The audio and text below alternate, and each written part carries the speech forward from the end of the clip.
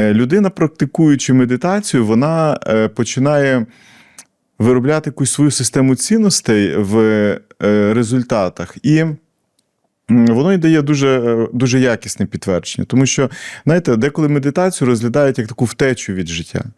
Це неправильно. Тобто медитація – це більше інструмент, який нас готує до життя. Я часто використовую таку аналогію, говорячи про медитацію, коли кажуть, що медитація – це те, що має принести якісь такі відчуття там, польоту, занурення, розслаблення якогось і так далі. Якось містики, так? Щось схоже таке, що, знаєте, надзвичайне, а потім я кажу, що далі після того?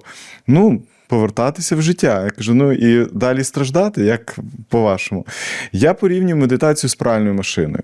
Тому це інструмент, це технологія, це такий гаджет, чи це ще щось можна назвати в плані технології, яке ви маєте в своєму розпорядженні.